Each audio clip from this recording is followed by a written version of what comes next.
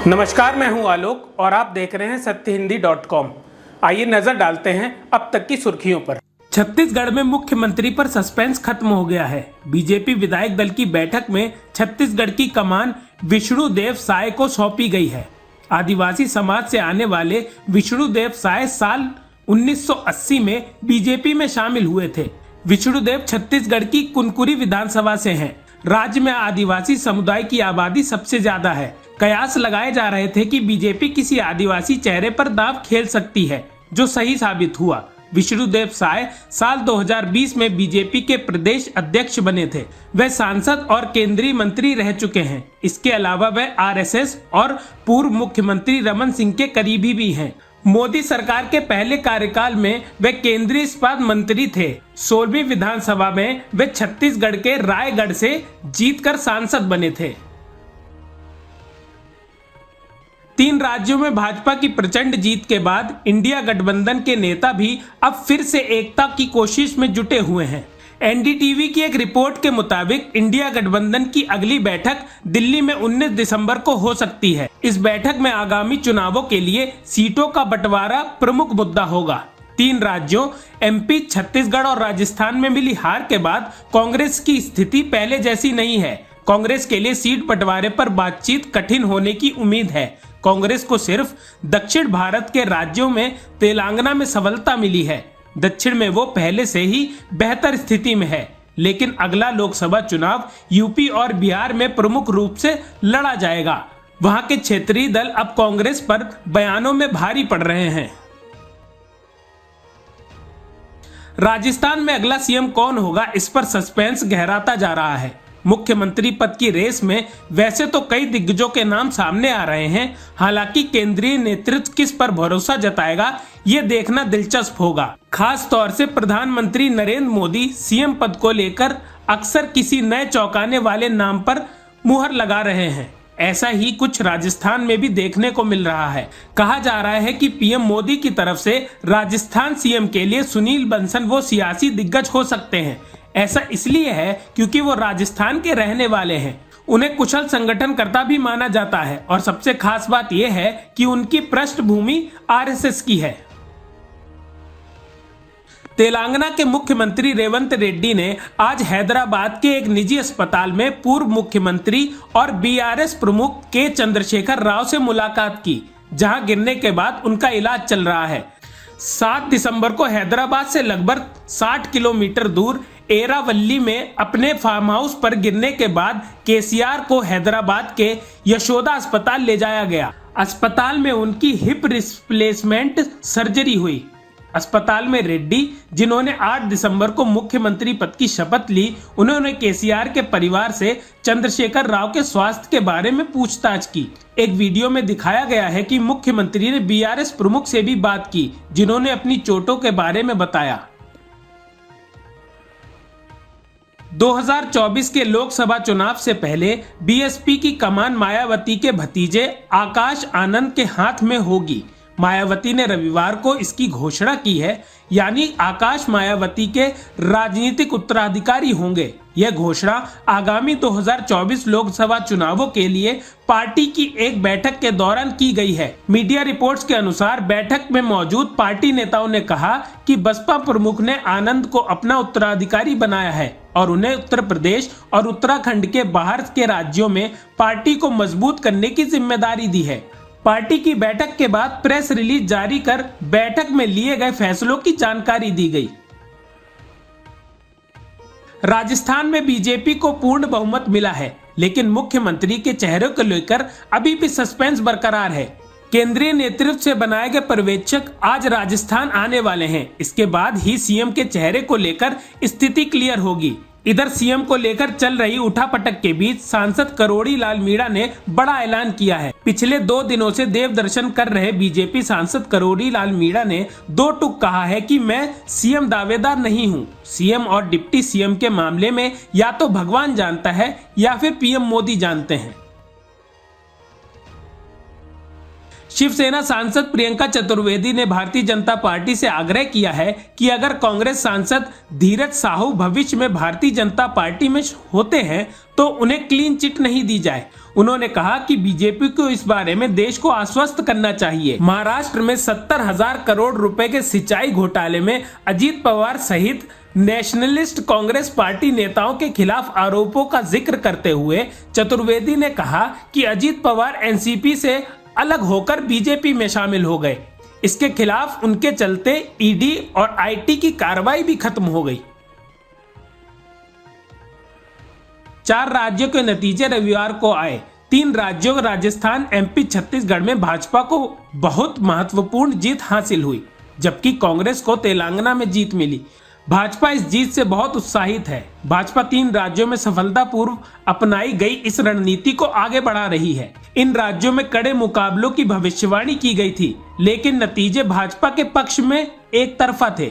नतीजों के अगले ही दिन से पार्टी चुनावी मोड में आ गई है। उसने देश भर में बड़े पैमाने पर कार्यकर्ताओं और मतदाताओं को एकजुट करने का काम शुरू कर दिया है, जिसे लोकसभा चुनाव के लिए महाअभियान कहा जा रहा है। इसका मूल उद्देश्य सरकारी योजनाओं के 80 करोड़ लाभार्थियों तक पहुंचाना और उन्हें भाजपा के लिए वोट करने के लिए प्रेरित करना है। वैसे देश की कुल आबादी 140 करोड़ से ज्यादा है।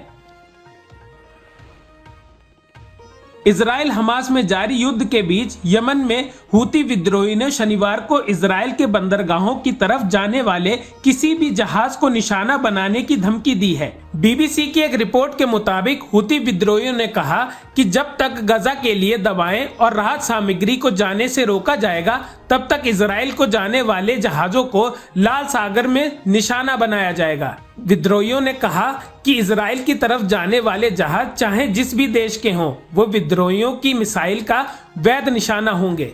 बता दें कि हमास इजराइल में जारी संघर्ष के बीच यमन में हूती विद्रोही अब तक लाल सागर में इजराइल से जुड़े कई जहाजों को निशाना बना चुके हैं।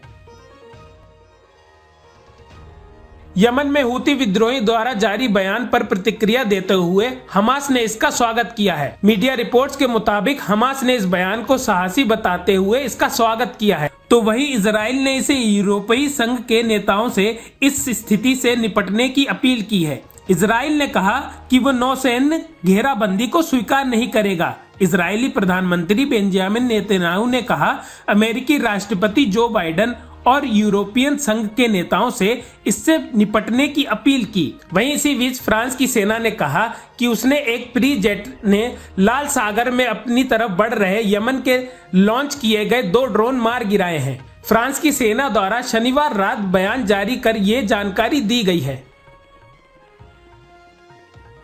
बॉलीवुड एक्टर शाहरुख खान, अक्षय कुमार और अजय देवगन को गुटखा कंपनियों के प्रोडक्ट का विज्ञापन करने के मामले में केंद्रीय सरकार द्वारा नोटिस जारी किया गया है।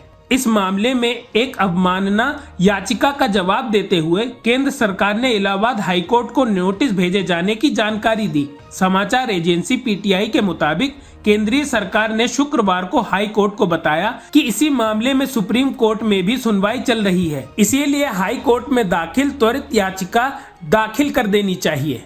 वहीं अब मामले की अगली सुनवाई हाई कोर्ट में 9 मई 2024 को होनी है। प्रतिबंधित आतंकवादी संगठन आईएसआईएस पर बड़ी कार्रवाई करते हुए जांच एजेंसी एनआईए ने कई संदिग्ध आतंकवादियों को गिरफ्तार किया है। महाराष्ट्र पुलिस और महाराष्ट्र एटीएस के साथ मिलकर एनआईए ने कल शनिवार 9 दिसंबर को पूरे महाराष्ट्र और कर्नाटका में कई ठिकानों पर छापा मारा और इसी छापेमारी के दौरान जांच एजेंसी ने 15 लोगों को गिरफ्तार किया है। समाचार एजेंसी आईएनएस के मुताबिक जांच एजेंसी ने छापेमारी के दौरान 68 लाख रुपए से अधिक नकदी, तेज धार वाले हथियार, आपत्तिजनक दस्तावेज, स्मार्टफोन, हमास से जुड़े झंडे और अन्य डिजिटल उपकरण भी बरामद किए। एजेंसी के प्रवक्ताओं ने बताया कि प्रारंभिक जांच में स्पष्ट हो गया है कि पकड़े गए आरोपी अपने विदेशी आकाओं के निर्देश पर काम करते थे।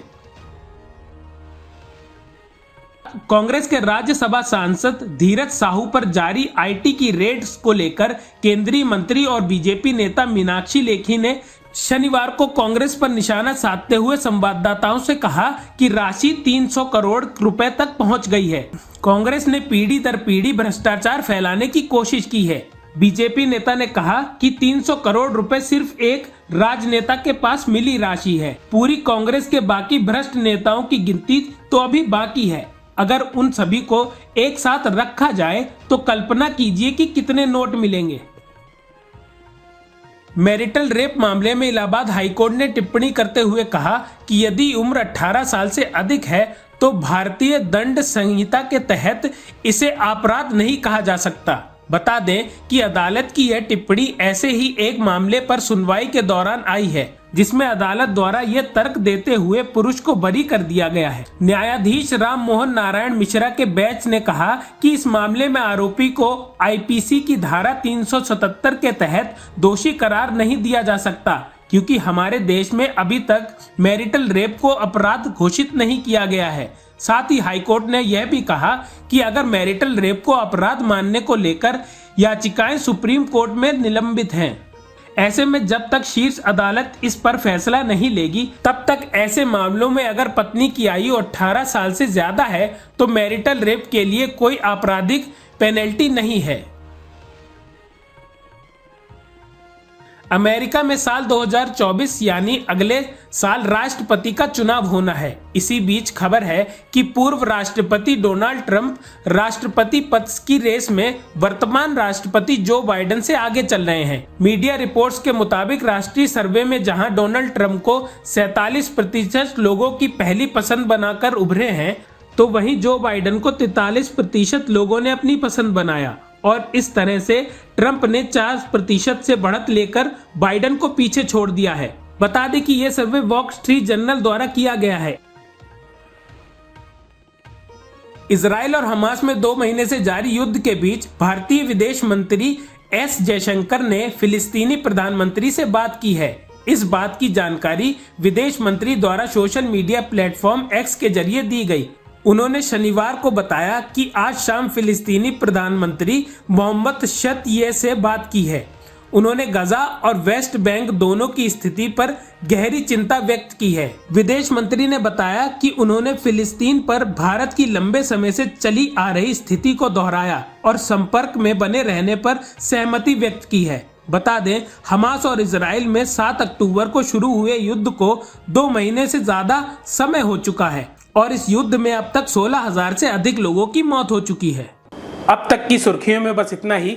आगे की खबरों के लिए बने रहिए सत्यहिंदी.com पर।